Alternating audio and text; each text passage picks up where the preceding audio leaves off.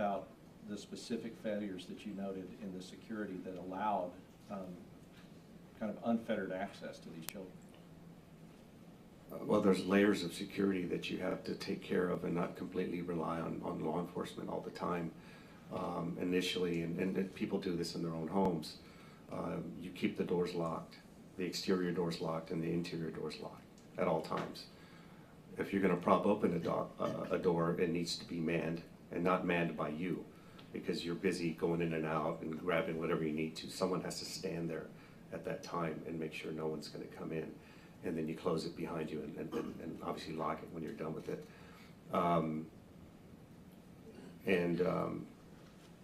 The protocols of the drills to condition the people to react and respond to. So in your analysis of this case, did you see that when the shooter came to that school that day, that the west door, the outward west door, was unlocked? It was, yes. It didn't look like he even thought it was locked. And then the south door that Adrian and Donald Page went into, was that unlocked? They didn't use keys, they just opened the door.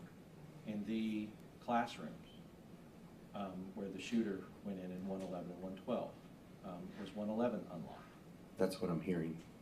And so as far as when it comes to school security, in the way that you consult, would all of these be obviously security violations that could result in something like this occurring? Yes, sir, especially if they were prevalent. Someone should, in the administration, should be checking those doors regularly, and then obviously reporting when they don't, when they're not locked, and report them to the principal or whatever. I've had to do that in certain schools where they were constantly unlocked. And the as far as the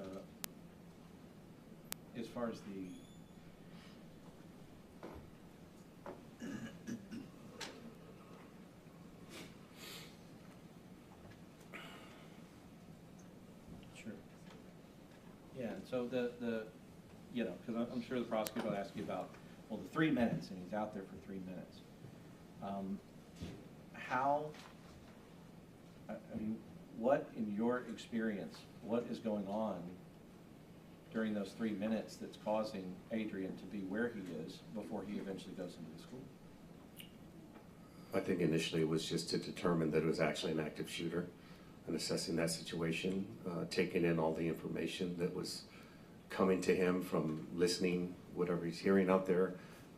However, Melody is talking to him, things that he's visualizing, people in different places, hearing the sirens coming and things like that. There's a lot to absorb. Now, as far as Randy Hill, who went to the top there and just stood on a corner, did you see that he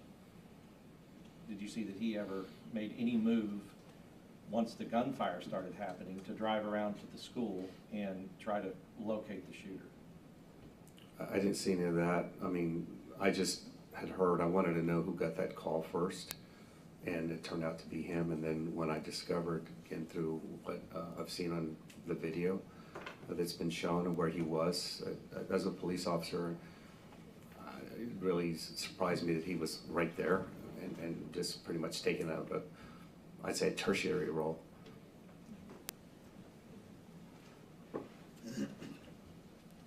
I'll pass the witness. Thank you, Your Honor. I'd like to start with that statement you just made about Hill. Yes, sir. He was called, the dispatch sent him to that corner, did it not? That's what I'm hearing, yes, sir. And so you were surprised that he stayed at that corner taking a tertiary role? What does that mean? He's holding down the perimeter on the, I'd say, probably the third part of the perimeter. You have the hot zone, and then there'd be a perimeter on the outside of the building, and then he's like out there on the street. Okay. But you will agree that with the testimony that when he arrived, Adrián Gonzales, the gunman was already inside the building? When Mr. Hill? Yes. I'll agree, yes, sir. Okay. And you will agree that gunfire inside a building is muffled as opposed to outside the building? Yes, sir. And you will agree that Do you have any testimony that Randy Hill heard the gunfire? No, sir. But you said that you were surprised that he took such a tertiary role because dispatch had said man with a gun heading toward the school, correct? Correct. So he should have headed toward the school. I believe so. Just like if you hear gunfire, you should head toward the gunfire. After assessing it, you should. But you have no evidence that Randy Hill heard the gunfire. No, sir. Very little evidence of Randy Hill at all. Fair enough. Now let's go back to the very beginning of the testimony. We talked about the initial dispatch. Did you listen to the dispatch tapes? Yes, sir. So you heard the dispatch that it was a man with a gun Correct. and that he was headed to rob school? From what I understood, I didn't hear headed. It was just a suspect with a gun is what it was. Okay. And then that shots were fired Yes, sir. and headed to rob. Correct.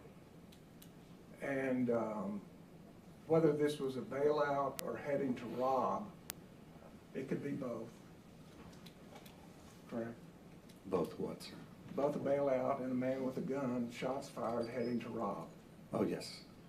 And that, just that information alone is sufficient to put you on notice that people that rob are in danger, isn't it? Yes, sir. And as far as whether it was a bailout or protecting the school, you saw Adrián Gonzales' statement that he made. To the ranger? Yes. Yes, sir. And he said the wreck, that was Uvalde's jurisdiction, correct? I don't know. I don't remember him saying that exactly. May I approach, Your Honor?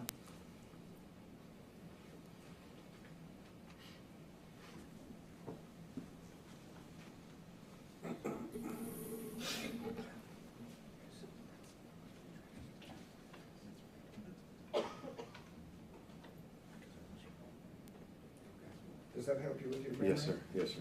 Did Adrián Gonzales say, I didn't respond to the wreck, that's the police department's business? Right. In fact, he said, I'm heading over there because the guy's going to the school and has a gun. That's what I'm going to, the school. I think that's a very good reason to respond as a school officer. So if Coronado is concerned about going to a bailout, that is not necessarily what Adrián Gonzales is concerned about, correct?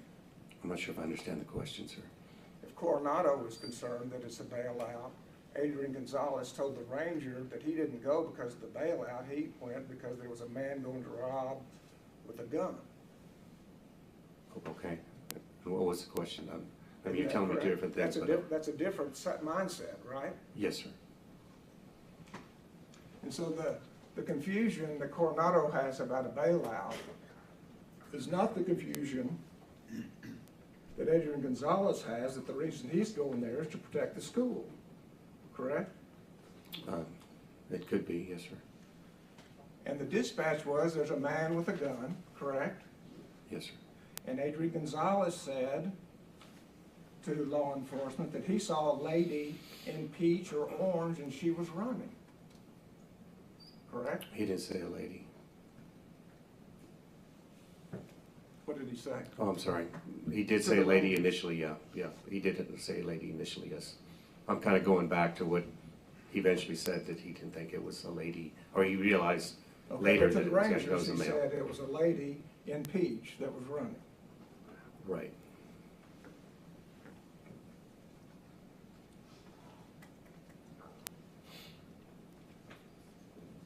And I want to talk about the echo situation, correct? Yes, sir. Adrián Gonzales is standing at the east of the fourth grade wing, correct? Kind of southeast, yes, sir. Southeast.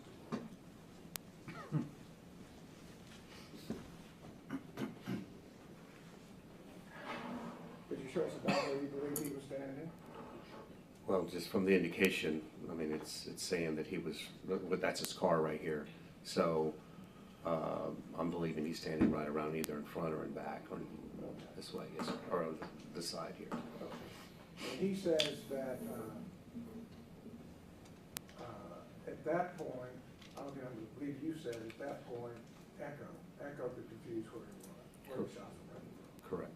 From this position, could he see these east grounds? Yes. And would you agree the gunman wasn't there? Correct, yes. Could he see these south grounds? Yes, sir. Would you agree the gunman wasn't there? Correct. And he had a witness talking to him, right? Correct.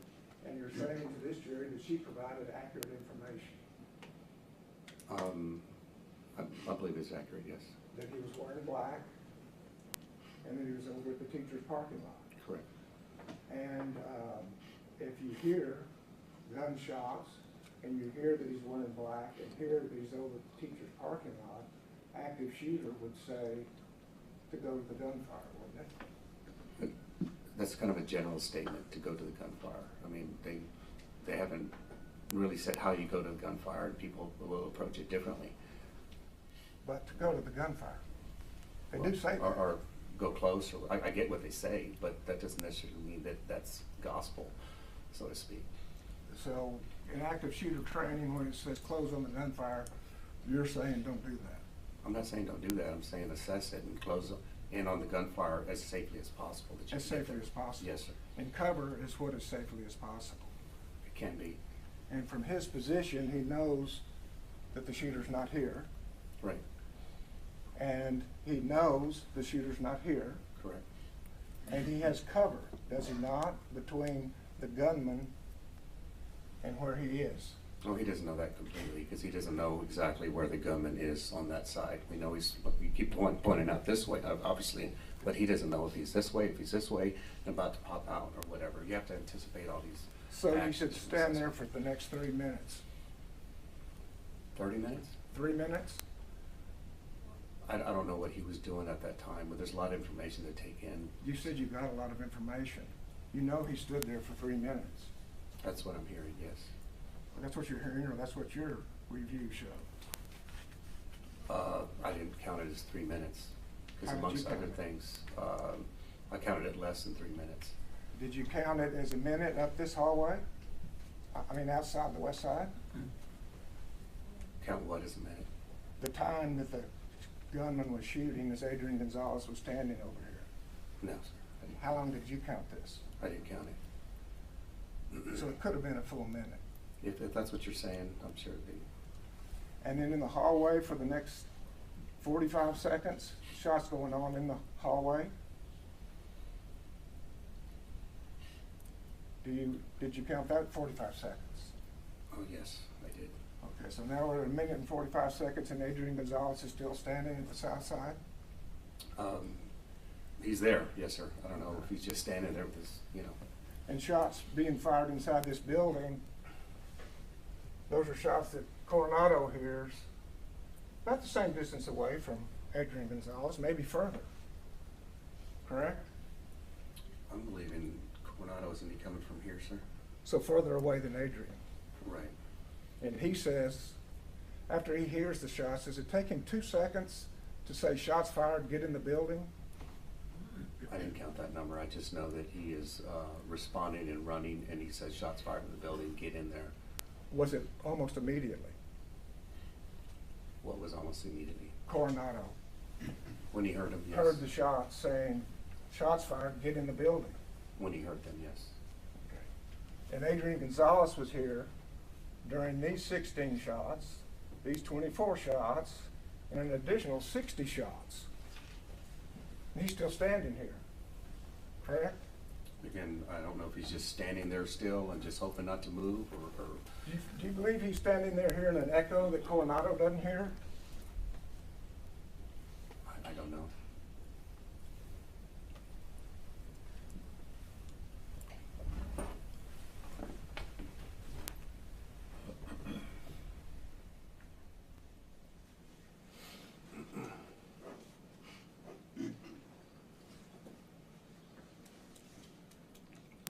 Adrián Gonzales told the Rangers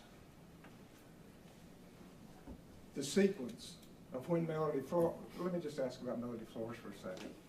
You heard Melody Flores' testimony. Yes, sir. that she was concerned for the kids. Correct.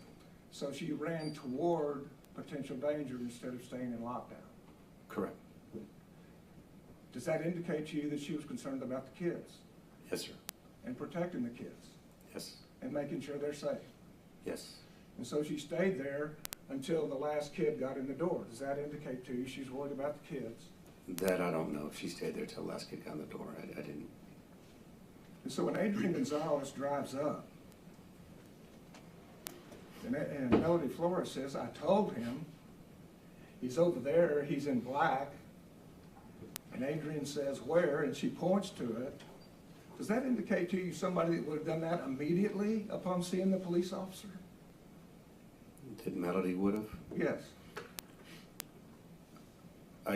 No. She'd wait a minute or so and then say, by the way, he's over there, the teacher's parking lot, wearing black. That's your testimony. Wait a minute and say, She waited a full minute to tell Adrián Gonzales that the shooter was wearing black. He was at the oh, teacher's no. parking lot. I get what you're saying now. No, no. You know, she said that immediately, didn't she? I'm sure she said a lot of things immediately. And Adrián Gonzales told the ranger that she tells me he's over there. She was pointing, saying he's over there. He's dressed in black. I say, where? She says the teacher's parking lot. Correct? And that's when he hears rounds going off. That's what the transcript says. That's what he told the ranger, correct? Right. So a teacher says what he's wearing, which you say is accurate, where he is in the teacher's parking lot, which is accurate, and she's pointing, and as that's going on, he hears the shots going off, correct? I don't think it's as clear cut as you put it out. Excuse me? I don't think it's a clear cut as you're putting it out. You don't think it's as clear cut as Adrián Gonzales told the rangers? No. That's my assessment, sir. I believe there's a lot of context missing in between all that information. The context that's missing is this 3 minutes, correct? That's what you're saying, yes, sir. And you don't know how long it was How long what was? before Adrián went inside. You're saying 3 minutes, so I'll take you at Did you your word. watch the funeral home tape? I did. Did you see when Adrián pulled up At what point? and parked? Did you see Adrián pull up and drive to the south side and estimate when he parked? No, you can't see that. You can't see him drive over that area and then estimate the last few seconds? You can see him drive to that area and then he disappears once he gets past that building. But to estimate when he parked, I'd say, I wouldn't even call it parking, I'd say when he stopped. Okay. But at any rate, you did continue watching the funeral home video to see that Paige arrives about 2 minutes and 45 seconds later, Okay. correct? Yes, sir, if you say so. And that's when he joins Adrián Gonzales, correct? Yes, sir. So Adrián Gonzales, by the funeral home tape, is still there for at least 2 minutes and 45 seconds. Okay. And every second counts in an active shooter situation, doesn't it? It does. That is, the two things that are important are the police officer to go to the gunfire, find the gunman, correct? Before the gunman gets to the victims. Find the source of the fire. That's what you're saying. Yes, sir. And every second, more victims can die if a police officer is standing and waiting. That's a wide assessment, but I mean, you don't know if he's actually doing that.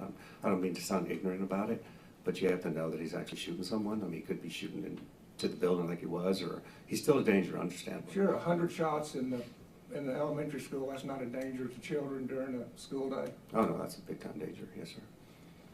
You would have stood there for 3 minutes? Me? Yes. I wasn't there, sir. You would have stood there for 3 minutes? I was not there and experiencing everything that was being experienced. I think it would be an unfair assessment on my part with myself personally, and my training, my experience. I would probably absorb information a lot different. And quicker? I would like to think so. And go?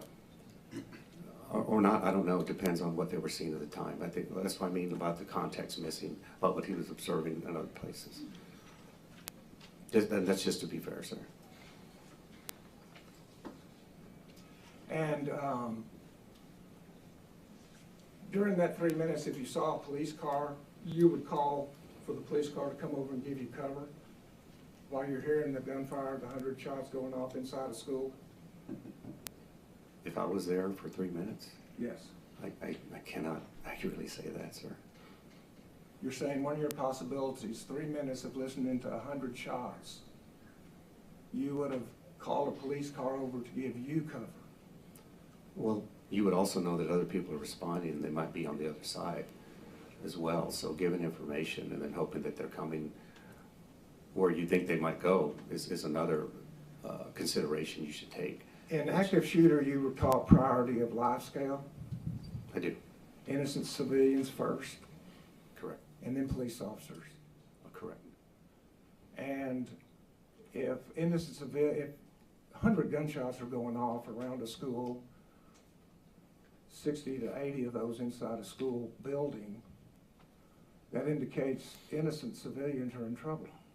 Correct. But I don't think he was counting the shots at the time, sir. It's just more than one. It's right, definitely. And so on the priority of life scale, the civilians are in trouble. You know the gunman's inside where the shots are coming from, but you're asking cover for yourself, correct? That's what Adrian did, right? Yeah, that's what happened, yes. And so that's kind of an issue that you as a police officer have had to deal with in your career as a police officer, that you have to put innocent civilians' lives ahead of your own safety. Kind of. Yes, sir. It just depends on the situation, yes, sir. I mean, that's something you deal with as a police officer, isn't it? Not always, but it is a consideration. But you have to put the civilian safety ahead of your own sometime. That's kind of why you're a police officer. Yes, sir. That's why they give you training, Hopefully it's the right training, yes, sir. to do it appropriately Correct. and as safely as possible. Yes, sir. Because when the civilian needs you, they have the right to expect you to help them, don't they? Yes, sir. Thank you. Appreciate And it. thank you for your work. Thank you, sir. That's the witness. Yes, Judge. So, you know, I kind of want to talk about Coronado first. I figured he'd say that. So, let's go back to what we know about Coronado, what we heard from their own expert.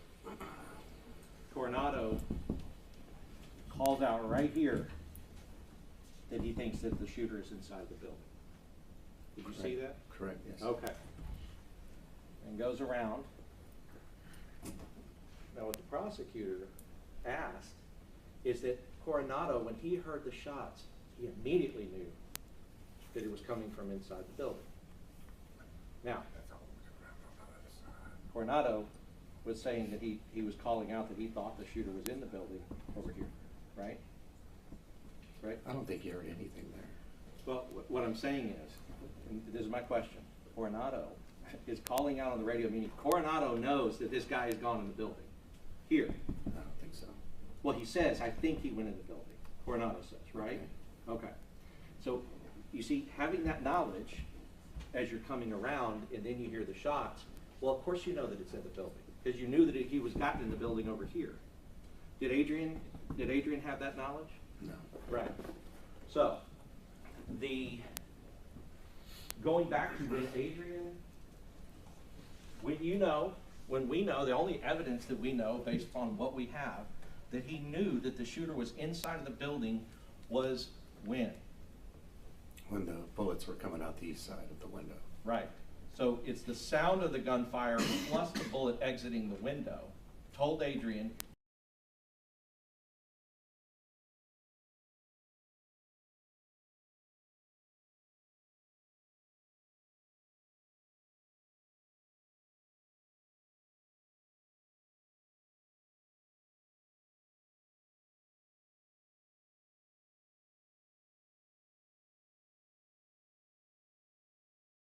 Adrian's actions by. Objection to what the prosecutor's done, Your Honor, is not relevant. Well, then I'll say on cross-examination.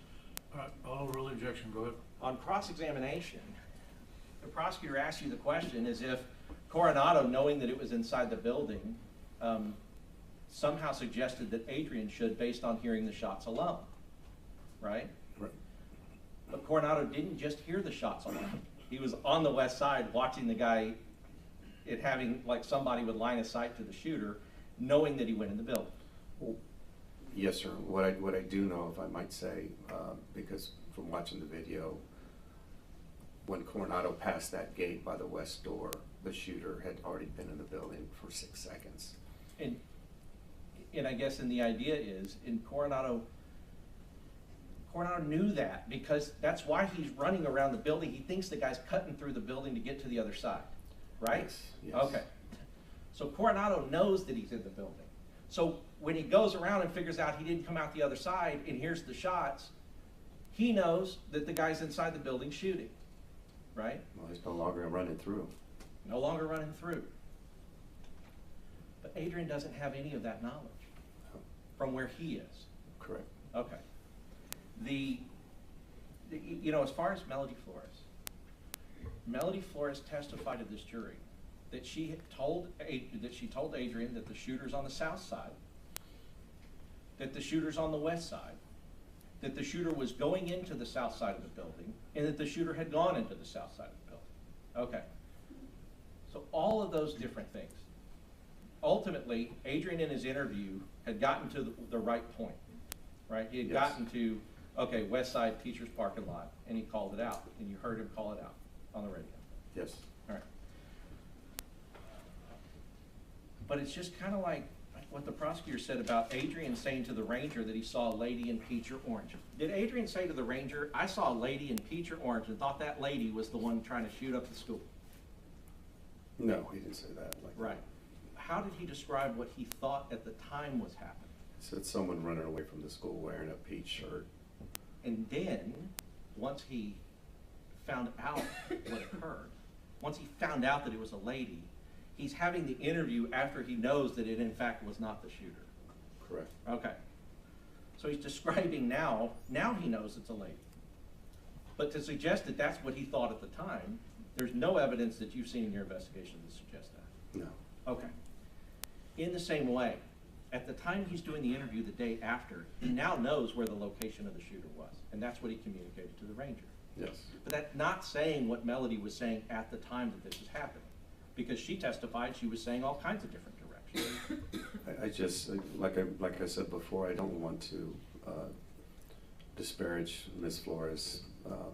I understand it was a very traumatic event, but I have a hard time believing that she was very clear and concise with her information because of just both interviews and the testimony. She eventually got to the pertinent information, but it's hard to discern what was said in between. Right, and she said herself, I mean, she told us herself that she did say things that were different. Like, for instance, she said the shooter had a pistol. Right. And that was clearly not the case. Correct. Okay, but, I mean, he didn't even have one on it. No. So, as far as with Melody, in the after-action report, I now know it's a woman. I now know that this is the direction that she was talking about. And so he's speaking to the ranger in those terms. Right. Okay. But at the time it's happening, he obviously didn't know this was a woman running towards the school. No, once you analyze everything that was said at the end, then you can kind of figure out the actual timeline and the progress of how it started.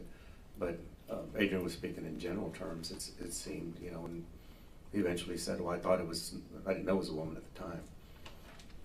And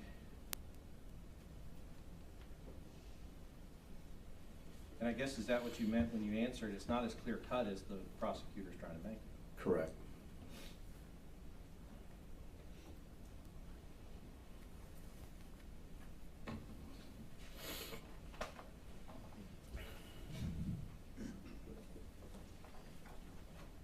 Pass it. Yes, as to Melody Flores, you said it was complicated what she was saying. That's what it appeared, yes, sir. It just, She said, he's over there. Is that complicated? no, not those words, no. He's wearing black. Is that complicated? Not those words. He's at the teacher's parking lot. Is that complicated? Not those words, no, sir. And when she pointed, is there anything complicated about where you point? That's what she said she did. I don't know if that happened, to tell you the truth. And the only other, you don't believe she pointed? No, I wouldn't know. I mean, it sounds like that would go really well along with, I told him he was over there, so.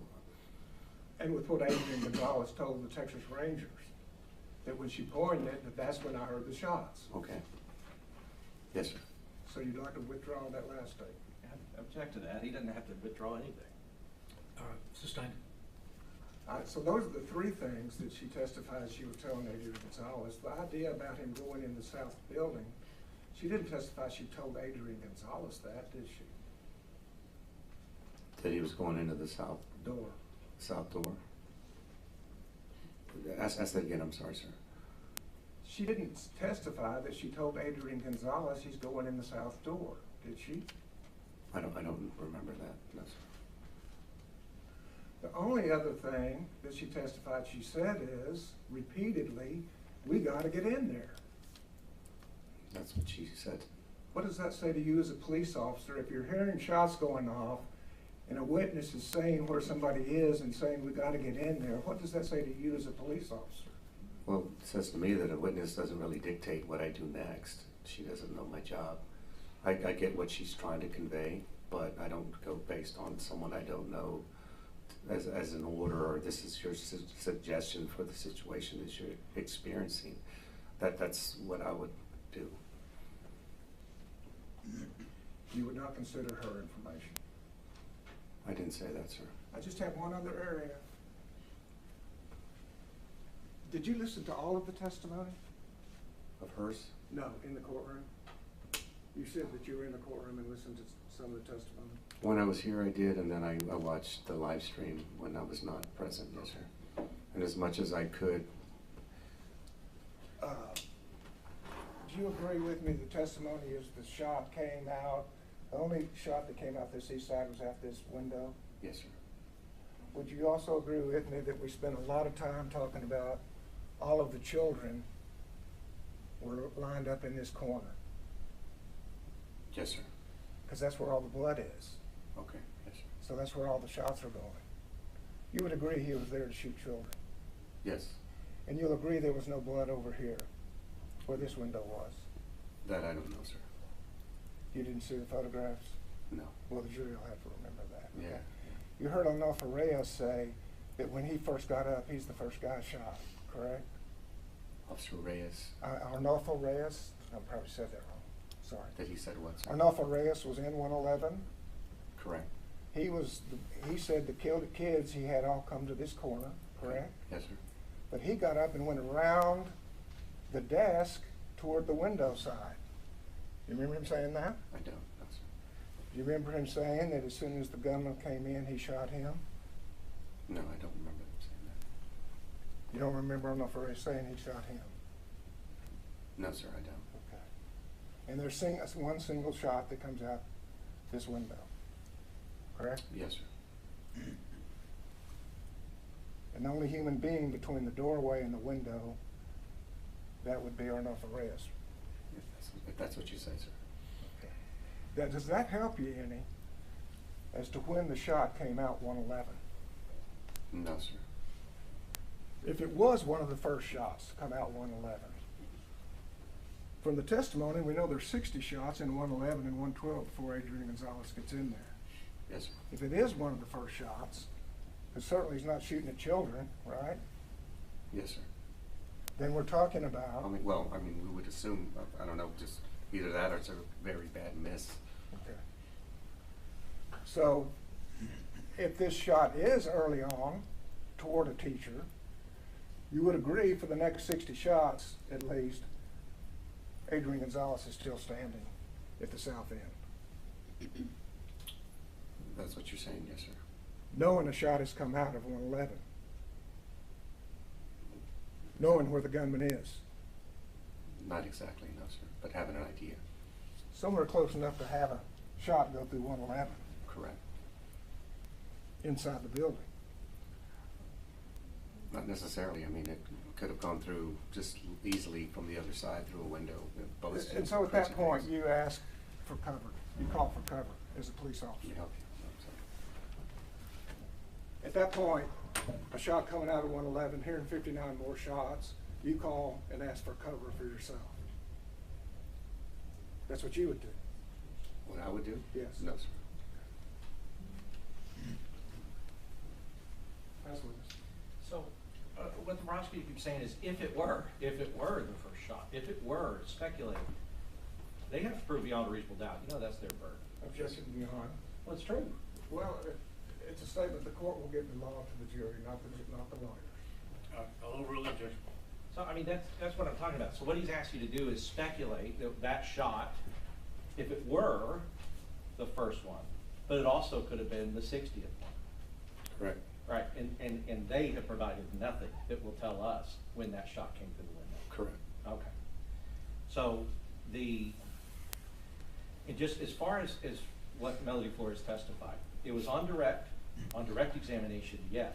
She did testify that he got out and she said immediately exactly where it is. But then when Nico cross-examined her, she did have to say, well, yes, I did say some things that were different to the Rangers and to their investigator. And I want to talk about the South.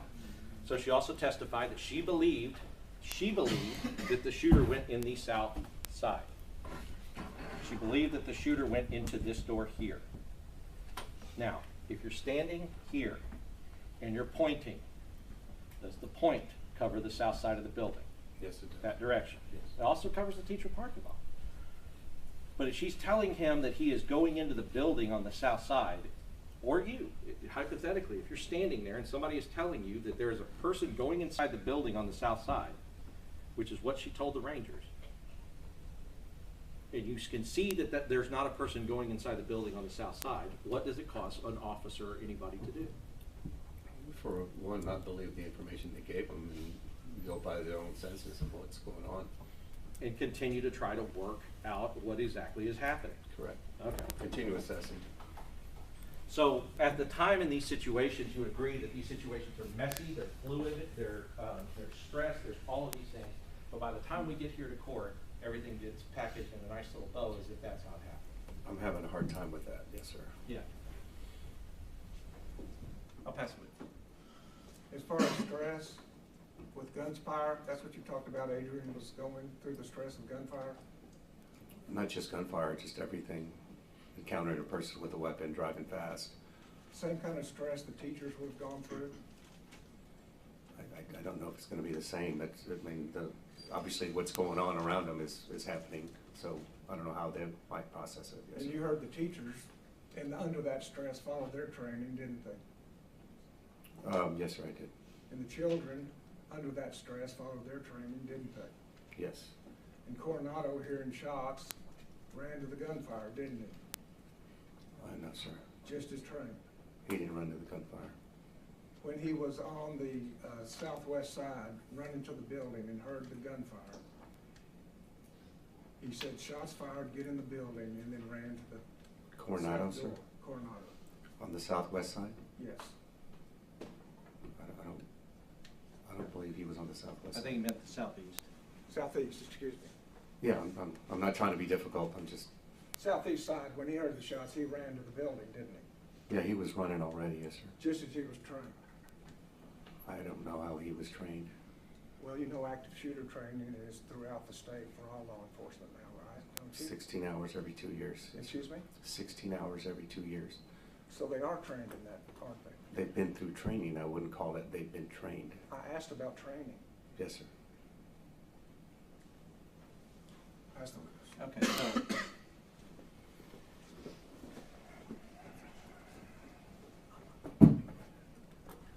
Coronado, he's sitting here. Does he hear gunfire? Yes. Mendoza, does he hear gunfire? Yes. Saucedo, does he hear gunfire? Yes. Do they believe it's being fired at him and them? That's what they're saying. Right.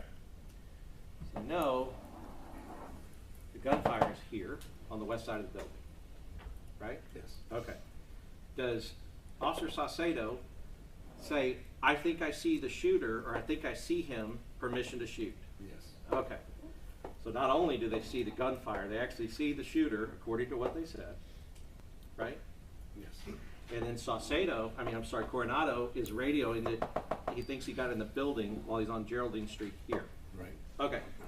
Do they run to the gunfire? No. Okay, because running to the gunfire, no matter what the prosecution says, would be these officers going right to that door, right where they saw him go in, Correct. on the west side of the building. Yes. Okay. They go around for whatever reasons. They go around, and then by the time he gets here, he realizes OS, basically, like, That's what he says. oh, because he knows that this guy didn't come out the building, that he's in there shooting kids, right? If I may say, again, from my professional experience, I'm having a hard time wondering why, what they Objection would. is non-responsive, Your Honor. Well, I'll ask him a question. All right, go ahead. From your professional experience, what do you take from that? I get the assessment that he might come back out this way, but I would like to know as a police officer what he's doing inside the school.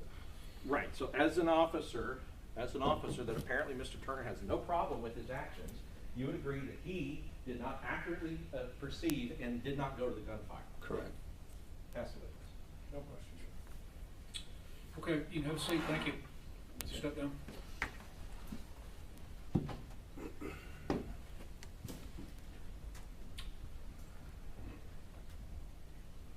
Next one. Your Honor, may we approach? Okay.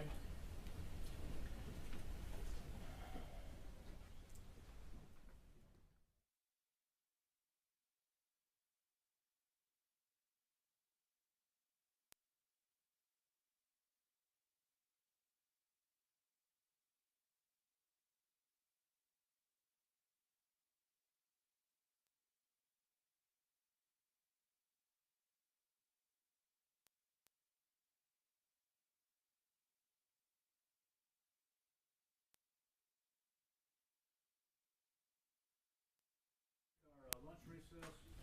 We're gonna go an hour like we talked about. I don't know if they've got it set up for you or not back there. If for some reason they don't and you wanna take off and go elsewhere and eat, you're welcome to do so. But if they've got it set up for you back there to eat in the jury room, you're also welcome to do that. We'll be in recess for 1 hour. We're going to rise for the jury.